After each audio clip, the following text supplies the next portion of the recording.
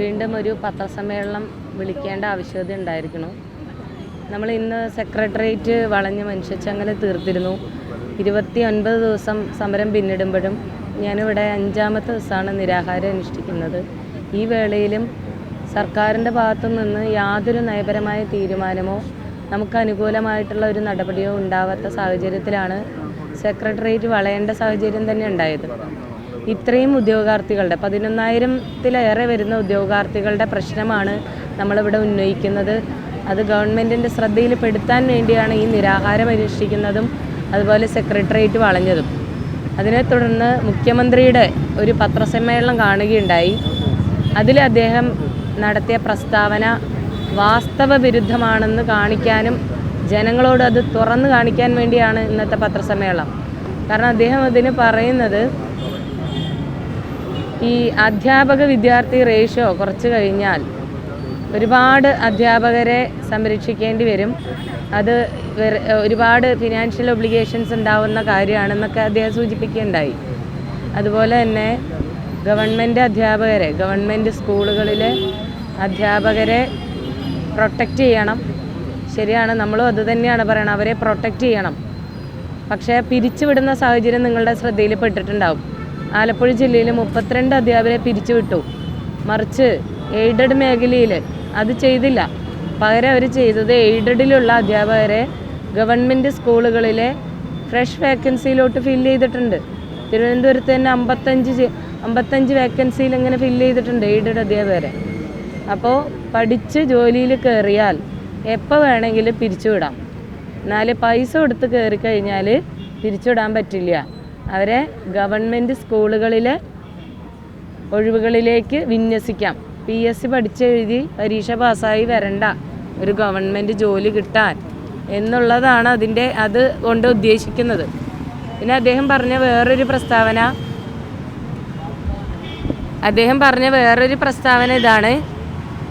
അതായത് ഗവൺമെൻറ് സ്കൂളുകൾക്ക് കൊടുക്കുകയാണെങ്കിൽ എയ്ഡഡ് സ്കൂളുകൾക്കും ഇതുപോലെ റേഷ്യോ കുറച്ച് കൊടുക്കണമെന്നുള്ളത്. അപ്പോൾ ഗവൺമെൻറ്റിന് കൊടുക്കുന്നതെല്ലാം എയ്ഡഡിന് കൊടുക്കേണ്ടി വരും എന്ന് അദ്ദേഹം പറയുമ്പോൾ അദ്ദേഹത്തിൻ്റെ ശ്രദ്ധയിൽ ഒരു കാര്യം പെടുത്താൻ ആഗ്രഹിക്കുകയാണ്. 2022 മുതൽ എയ്ഡഡ് അധ്യാപകർ HSAയിൽ എയ്ഡഡ് അധ്യാപകർക്ക് ഇതുപോലെ ഡിവിഷൻ ഫോള് വന്ന സമയത്ത് 1:45 എന്നുള്ള അനുപാതം കുറച്ചുകൊണ്ട് 1:40 ആക്കി മാറ്റിയിരുന്നു. റേഷ്യോ കുറച്ച് അധ്യാപകരെ അതേ സീറ്റിൽ തന്നെ അവർ നിലനിർത്തിയിരുന്നു. അതേ സംവിധാനമാണ് നമ്മളിപ്പോൾ LPക്ക് ചോദിക്കുന്നത്, ഗവൺമെൻറ് സ്കൂളിലേക്ക് ചോദിക്കുന്നത്.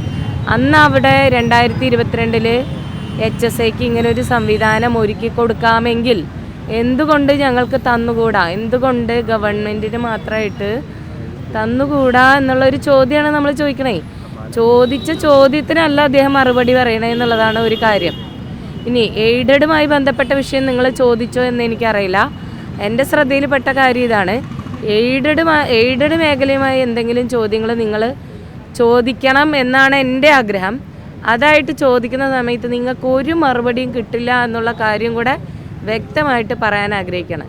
പിന്നെ അദ്ദേഹം പറഞ്ഞ വേറൊരു വിഷയം, ഞങ്ങൾ എഡ്യൂക്കേഷൻ മിനിസ്റ്ററുമായിട്ട് 3-4 തവണ ചർച്ച നടത്തി. ഒരു പാസ് എടുത്ത് അദ്ദേഹത്തെ ചെന്ന് കാണുന്നതാണോ ചർച്ച? എന്തായി സാർ, ഞങ്ങൾക്ക് ഇങ്ങനെ റേഷ്യോ കുറച്ച് തരണം, അല്ലെങ്കിൽ ഞങ്ങളുടെ ലിസ്റ്റ് ഇങ്ങനെ നീട്ടണം, ഞങ്ങളുടെ നോട്ടിഫിക്കേഷൻ വരരുത്, ഇങ്ങനെയുള്ള ഓരോ ആവശ്യങ്ങൾ പറഞ്ഞുകൊണ്ട് ഞങ്ങൾ പാസ് എടുത്ത് കണ്ടതാണോ സാർ ഒരു ചർച്ച? നാളെ ഇതുവരെ 29 ദിവസം ഈ മഴയത്തും നിരാഹാരം അനുഷ്ഠിക്കുകയാണ്. അല്ലാതെ വെറും സമരമല്ല. ഞങ്ങൾ തെരുവിലിറങ്ങിയിരുന്ന് മുദ്രാവാക്യം കൂവി വിളിച്ചങ്ങ് പോവല്ല. രാത്രിയും പകലും ഈ മഴയത്ത് കിടക്കുകയാണ്, നിരാഹാരം കിടക്കുകയാണ്. നിങ്ങളുടെ വീട്ടിലുണ്ട് ഇതുപോലെ നിങ്ങളുടെ മക്കളും കൊച്ചുമക്കളും ഒക്കെ. അപ്പോൾ ഇതിനോടൊക്കെ വലിയൊരു അവഗണന, അതായത് ഗാന്ധിജിയുടെ മാർഗം സ്വീകരിച്ചിട്ടാണ് നമ്മളിവിടെ നിരാഹാരം കിടക്കുന്നത്. ഒരു പ്രക്ഷോഭം ഇന്ന് വരെ നടത്തിയിട്ടില്ല. ജനാധിപത്യപരമായിട്ടുള്ള സമരം നടത്തുന്ന ആളുകളെ പുച്ഛിക്കുന്ന തരത്തിലുള്ള ഒരു സമീപനമാണ്. അവർക്ക് സമരം നടത്താൻ അവകാശമുണ്ട്, സമരം നടത്തിക്കോട്ടെ. ഞങ്ങൾ പറഞ്ഞാണ് 2 മാസം സമയം വേണം എന്നുള്ളത്. അപ്പോൾ ചോദിക്കട്ടെ, നിങ്ങൾ ഈ മദ്യനയത്തിലൊക്കെ 2 ദിവസം കൊണ്ട് ഒരു ഫയലിൻ്റെ നീക്കം നടത്തിയപ്പോൾ ഈ വിഷയത്തിൽ എന്തുകൊണ്ടാണ് സാർ 2 മാസം നിങ്ങൾ ആവശ്യപ്പെടുന്നത്? ഈ ചോദ്യങ്ങൾക്കൊന്നും മറുപടി പറയാൻ മുഖ്യമന്ത്രി തയ്യാറാവാനുള്ള ഒരു ആർജവമെങ്കിലും കാണിക്കണം. ആ ബഹുമാനിക്കും. ഞാൻ പൂർണ്ണമായിട്ടും അദ്ദേഹത്തിൻ്റെ സീറ്റിനെ ബഹുമാനിക്കുന്നു, അദ്ദേഹത്തെ ബഹുമാനിക്കുന്നു. ബഹുമാനപൂർവ്വം പറയട്ടെ, ആ സീറ്റിലിരുന്നു കൊണ്ട് ഇത്തരത്തിലുള്ള കള്ളങ്ങൾ പരാമർശിക്കുന്നതിൽ, കള്ളങ്ങൾ വിളമ്പുന്നതിൽ അർത്ഥമില്ല. ഇതെല്ലാം പൊതുജനങ്ങൾ കാണുന്നുണ്ട് എന്നുള്ള യാഥാർത്ഥ്യം മനസ്സിലാക്കണം. ഞങ്ങൾക്ക് നീതിപൂർവമായിട്ടുള്ള ഒരു നടപടി എത്രയും വേഗം കൈക്കൊള്ളണം. അല്ലെങ്കിൽ മിനിസ്റ്റർ പറഞ്ഞ പോലെ, CM പറഞ്ഞ പോലെ 2 മാസം നിങ്ങൾ പഠിക്കാനെടുത്തോളൂ. ആ 2 മാസം ഇവിടെ തന്നെ നിരാഹാരമായിട്ട് തന്നെ തുടരും. എൻ്റെ ജീവനിൽ എന്തെങ്കിലും ഒരു ഭീഷണി നേരിട്ടാൽ അതിന് പൂർണ്ണ ഉത്തരവാദി മുഖ്യമന്ത്രി തന്നെ ആയിരിക്കും. അതിൽ ഇതുവരെ ചർച്ചയ്ക്ക് വിളിച്ചിട്ടില്ല. CMനെ നമ്മളൊരു അപ്പോയിൻമെൻ്റ് എടുത്ത് കണ്ടിരുന്നു കഴിഞ്ഞ ബുധനാഴ്ച. 3 മിനിറ്റ്, ഞാനത് വാർത്താസമ്മേളനം വിളിച്ച് പറഞ്ഞതാണ്. 3 മിനിറ്റ് കണ്ടിരുന്നു. അദ്ദേഹം ഇങ്ങോട്ട് ആ 3 മിനിറ്റ് സമ്മതിച്ചു എന്നല്ലാതെ നമുക്ക് അങ്ങോട്ട് പറയാനുള്ള ഒരു അവസരം കിട്ടിയില്ല. അദ്ദേഹം പറഞ്ഞ കുറച്ച് കാര്യങ്ങൾ ഇതാണ്: എന്നെ നിങ്ങൾ സമ്മർദ്ദത്തിലാക്കരുത്, അതുപോലെ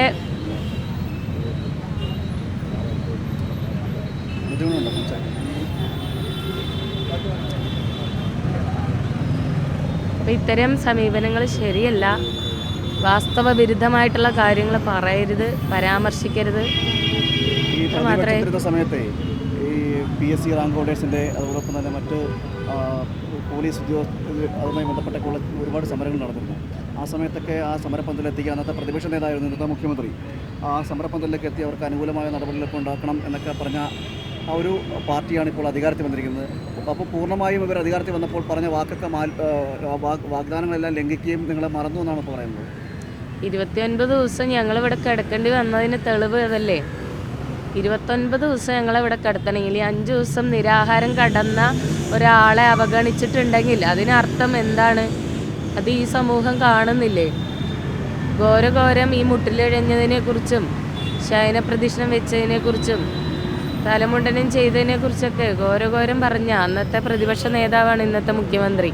അതുമാത്രമല്ല, കാലം ഒരുക്കി വെച്ച ഒരു നീതിയാണ്. അദ്ദേഹം പ്രതിപക്ഷ നേതാവായിരിക്കെ PSC ഉദ്യോഗാർത്ഥികളുടെ വിഷയവുമായി ബന്ധപ്പെട്ട് ഞാൻ അദ്ദേഹത്തിനോട് പരാമർശിച്ച ഒരു വിഷയമാണ് സാർ. ഇതുപോലെ റാങ്ക് ലിസ്റ്റുകൾ കൃത്യമായി ഇറങ്ങുന്നു, നിയമനം നടക്കുന്നില്ല എന്ന് പറഞ്ഞപ്പോൾ അദ്ദേഹം പറഞ്ഞ ഒരു വിഷയമാണ്. കൃത്യമായി 1-2 വർഷം കഴിഞ്ഞിട്ടും 1-ാം റാങ്കിന് പോലും ജോലിയില്ല എന്നുള്ള കാര്യം ഇങ്ങനെ ഉയർന്നു വരുന്നുണ്ട്. അപ്പം അതിൽ നിയമപരമായി ഒരു സംവിധാനം ഉണ്ടാക്കുമെന്നൊക്കെ പറഞ്ഞ മുഖ്യമന്ത്രി ഇന്ന് അധികാരത്തിൽ കയറിയപ്പോൾ അതൊക്കെ മറന്നുപോയോ എന്നുള്ള കാര്യം കൂടെ നമുക്ക് ചോദിക്കേണ്ടതായിട്ട്.